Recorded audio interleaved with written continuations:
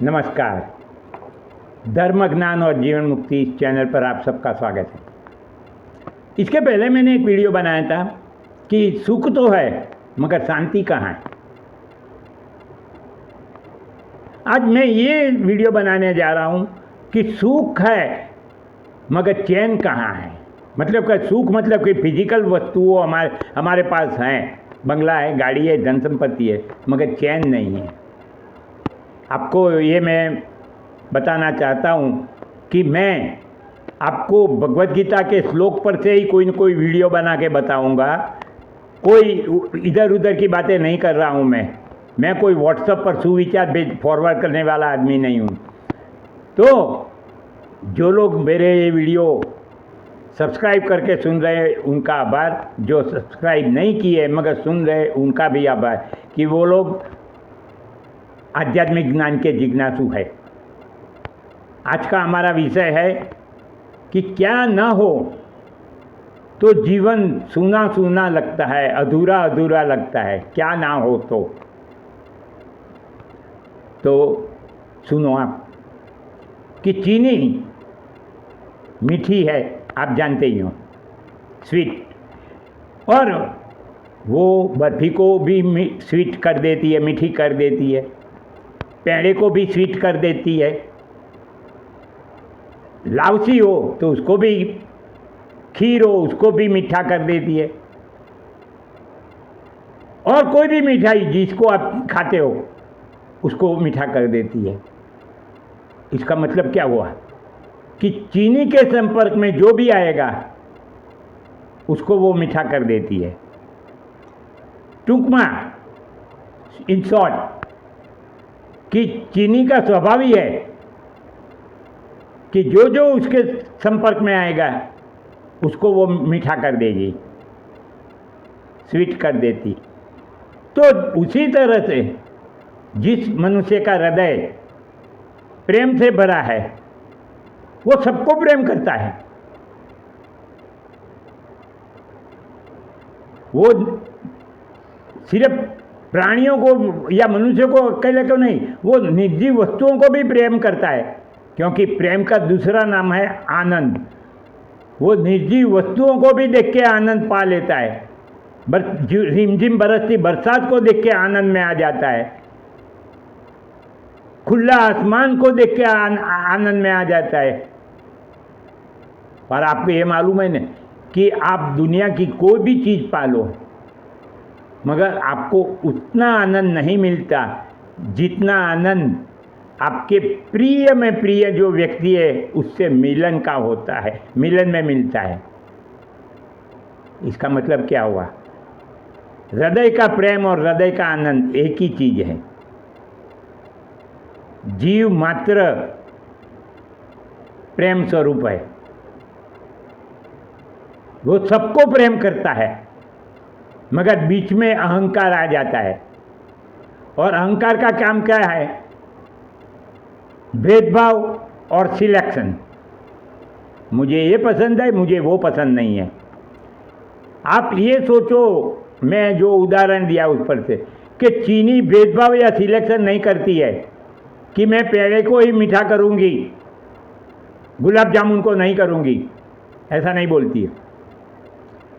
क्योंकि मैं और दूसरी मिठाई को, बर्फी को नहीं करूंगी, ऐसा नहीं बोलती है। ना उसमें भेदभाव है, ना सिलेक्शन है। वो उसके संपर्क में जो आएगा उसको वो मीठा कर देता है। ऐसे ही जिसका हृदय प्रेम भरा है उसके संपर्क में जितने भी लोग आएंगे उन सबको वो खुद का तो जीवन प्रेम से भरा बना देगा, हरियाला, मगर उनके संपर्क में आने वाले मनुष्य सिर्फ नहीं, व्यक्तियों, अरे प्राणियों को भी अपना बना लेता है। अरे इवन भगवान को भी वो प्रेम करता है, क्योंकि उसके हृदय में प्रेम भरा है तो वो भगवान को भी प्रेम करता है। भगवान भी भक्तों के प्रेम के भूखे हैं, उसको भक्ति करने की जरूरत ही नहीं है, क्योंकि उसका हृदय ही प्रेम से भरा हुआ है।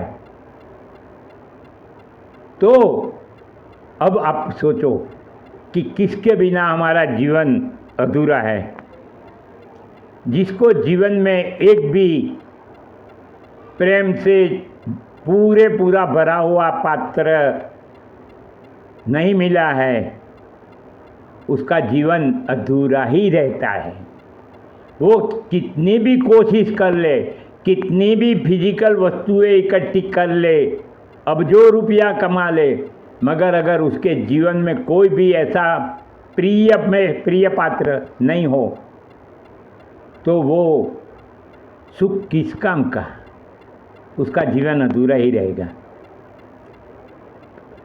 अब दूसरा क्या है, उसका जीवन कैसा रहेगा? आपने कभी सोचा है कि उज्जड़ रण प्रदेश में कोई वनस्पति का छोड़ सूख गया है तो वो कैसा लगता है? ऐसा उसका जीवन रहता है। तो मेरे भाई बहनों, आपने समझ लिया कि आपको प्रेम करना है। प्रेम की एक बात है कि जैसे कहा गया है कि विद्या जैसे देने से बढ़ती है, वैसे ही प्रेम देने से बढ़ता है। आप प्रेम दो, आपको प्रेम मिलेगा। अब बीच में प्रॉब्लम क्या आ जाता है कि हम प्रेम किसी को करते हैं तो उसके अंदर हमारी कल्पनाएं जुड़ी होती है कि ये ऐसा होना चाहिए, वैसा होना चाहिए, उसका रूप शारीरिक रूप होना चाहिए, इसका स्वभाव मेरे स्वभाव से मैच होने वाला चाहिए। ऐसे बहुत सारी बातें हम सोचते हैं प्रेम करने के लिए कि, और ये बातें करके प्रेम नहीं हो जाता है। प्रेम कोई सौदा तो है ही नहीं। और दूसरी बात कि मैं चाहूं ऐसा व्यक्ति को मैं प्रेम करूं, वो चाहने वाली बात हो गई, प्रेम वाली बात नहीं है। मुझे प्रेम करना है तो मैं करूंगा, उसको प्रेम नहीं करना है ना करे। प्रेम करने के लिए शादी करना जरूरी नहीं है, प्रेम करने के लिए शारीरिक संबंध जरूरी नहीं है, प्रेम करने के लिए गिफ्ट देने की जरूरत नहीं है। प्रेम करना ही है। प्यार कोई बोल नहीं, प्यार आवाज नहीं, बस रूह से महसूस करो। अब एक बात, अगर कोई मुझे बोलता है कि मैं मेरी पत्नी को बहुत सारा प्यार करता हूं या मेरे बच्चों को बहुत सारा प्यार करता हूं, मगर अगर वो मनुष्य दूसरे व्यक्तियों को प्यार नहीं कर सकता है तो वो अपनी पत्नी को भी प्यार नहीं करता है, बच्चों को भी प्यार नहीं करता है। वो उसकी कल्पनाओं को ढूंढता है, अपनी अनुकूलताओं को ढूंढता है, अपने लाइक्स एंड डिसलाइक को ढूंढता है। उनमें पत्नी और बच्चों में प्रेम नहीं करता है, क्योंकि प्रेम निस्वार्थ होता है। प्रेम कोई आशा नहीं रखता है। प्रेम देने में ही मजा है, अगर मिलता है तो और मजा है। आपको एक बात बताऊं, भगवान श्री कृष्ण की 8 पटरानियां थी, मगर हम जब भगवान श्री कृष्ण को याद करते हैं तब हम रानी रुक्मिणी को या रानी सत्यभामा को याद नहीं करते। हम किसको याद करते हैं? राधा रानी को याद करते हैं, क्योंकि कृष्ण और राधा रानी का प्यार या प्रेम अमर था। ऐसा नहीं है कि दोनों अनजान थे। कृष्ण जानते थे कि राधा रानी की सगाई हो चुकी है किसी ग्वालियर के साथ। राधा रानी भी जानती थी, वो भी जानते थे कि दोनों को हमेशा के लिए अलग हो जाना है। और ऐसा भी नहीं कि अलग होने के बाद उनका प्यार नहीं रहा था, वो जब तक रहे तब तक उनका प्यार रहा था, ऐसा शास्त्रों में लिखा है। उसको सही प्रेम कहते हैं। और वो प्रेम हमें कब मिलेगा? कि जब हम दूसरों के अंदर, मैं सिर्फ मनुष्यों की बात नहीं कर रहा हूँ, एक बार आदत डाल दो कि सबको प्रेम करना है, किसी से नफरत नहीं करनी है, किसी से घृणा नहीं करनी है। मुझे अच्छा लगे या ना लगे, मैं तो प्यार करूँगा। वो ना करे, ना करने के लायक हो, क्योंकि निर्जीव वस्तु तो प्यार करती है कि नहीं वो हमें पता नहीं। मगर एक बात है कि प्राणी तो करते हैं। ये हिंसक में हिंसक प्राणी सिंह और वाघ भी प्रेम के वश में आ जाते हैं। आप सोचो तो, आप अगर दुष्ट में दुष्ट मनुष्य है, कैसा भी मनुष्य है, आप सिर्फ प्रेम करो, वो प्रेम आपको अवश्य वापस मिलेगा। मैं कुछ सामाजिक सोशल प्रॉब्लम देखता हूँ, जैसे मैं सीनियर सिटीजन ग्रुप में हूँ, तो कि मैंने बहुत किया, हमने बहुत किया, मेरा बेटा प्यार करता था, ऐसा है वैसा है, फिर भी बहू भाग गई है, वापिस नहीं आती है।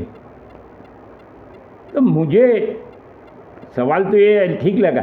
फिर मुझे पता चला कि भाई आपने दहेज कितना लिया था और आपके बेटे ने क्या क्या देखा था। सरकारी नौकरी देखी थी, क्या क्या देखा था। आपके बेटे ने प्यार नहीं किया तो वो भाग गई उसकी अनुकूलता के लिए, उसकी कल्पनाओं के लिए।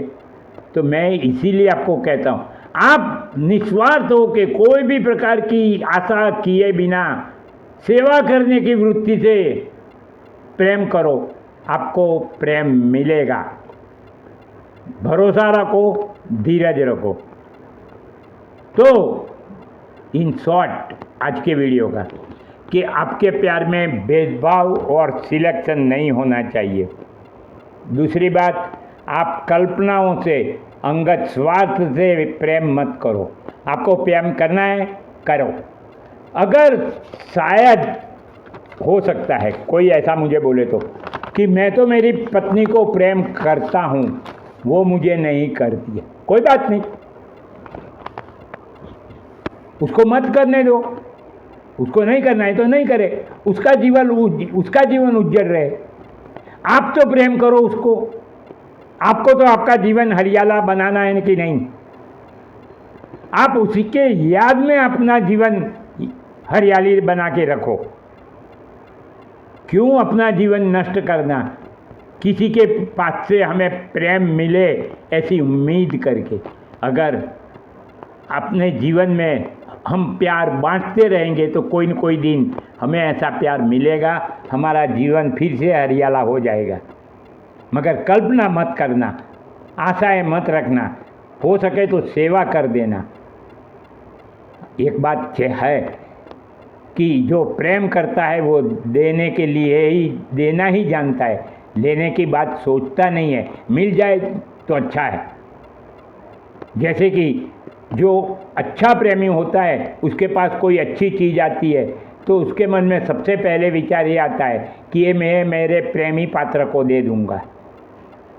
लड़की हो तो दूंगी बोलेगा, मगर अपने प्रेमी को हमेशा याद रखता है 24 घंटे 365 दिन, रात दिन। तो मेरे भाइयों बहनों, अगर आपने अभी भी ये चैनल सब्सक्राइब नहीं किया है तो अभी सब्सक्राइब करो। और अपने मित्रों को भी कहो।